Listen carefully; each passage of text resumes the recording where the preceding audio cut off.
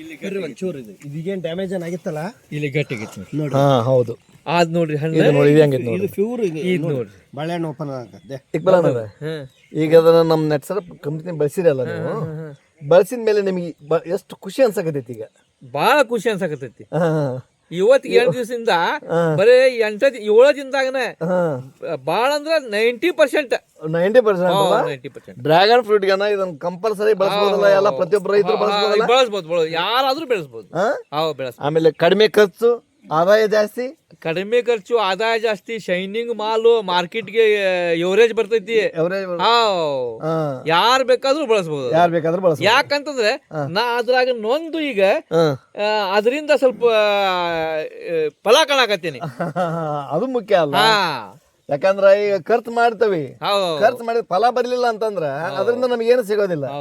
ಖರ್ಚು ಮಾಡಿದೆ ಹಿಂಗ ಆದಾಗ ನಮ್ಗೆ ಏನ್ ಅನ್ಸತಿ ಅಂತಂದ್ರ ಜೊತೆಗೆ ಬರೀ ಸ್ಪ್ರೇ ಅಷ್ಟೇ ಕೊಟ್ಟಿರೋದೇನು? ಅದೇ ಸರ್, ಬರೀ ಡ್ರಿಂಚಿಂಗ್ ಡ್ರಿಂಚಿಂಗ್ ಮಾಡ್ಸಲ್ಲ ಇನ್ನ. ಸರ್ 8 ದಿವಸ ರಿಸಲ್ಟ್ ನಾಗ ಏನ್ ಬರಕ್ ಸಾಧ್ಯ? ಏನ್ ಬರಕ್ ಸಾಧ್ಯ? ಬಾಳ ರಿಸಲ್ಟ್ ಬಂದೈತಿ,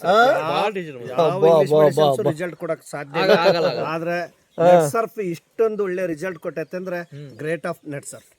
ನಿಜವಾಗ್ಲು ನಿಮ್ಮ ಹೆಸರು ಊರು ಹಂಗೆ ಸ್ವಲ್ಪ ನಿಜವಾಗ್ಲು ನಿಮ್ಮ ಹೆಸರು ಊರು ಹೇಳಿ ಸರ್. ನನ್ನ ಹೆಸರು ಮೊಹಮ್ಮದ್ ಇಕ್ಬಾಲ್.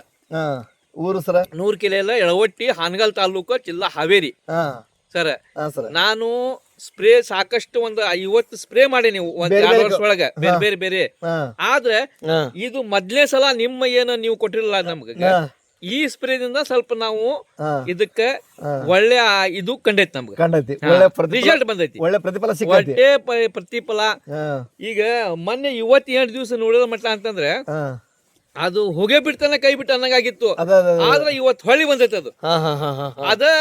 ಅದಕ್ಕ ಕಾರಣ ನೀವ. ಎಲ್ಲರೇ ನಾವು ಅದಕ್ಕೊಂದು ಯೋಗ ಕೊಡ್ಬೇಕು. ಒಬ್ಬರಿಂದ ನಮ್ಗೆ ಹಾದಿ ಸಿಗ್ತೈತಿ.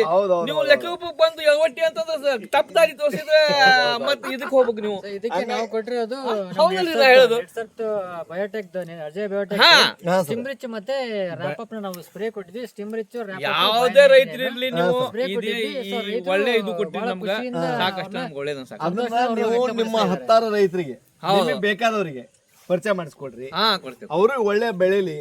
ಆಮೇಲೆ ಇದು ಹಣ್ಣು ತಿನ್ನೋದ್ರಿಂದ ಉತ್ತಮವಾಗಿರ್ತಕ್ಕಂಥ ಆರೋಗ್ಯ ಇರ್ತೈತಿ, ಜೊತೆಗೆ ಹಣ್ಣು ಬೇಗ ಕೆಡೋದಿಲ್ಲ.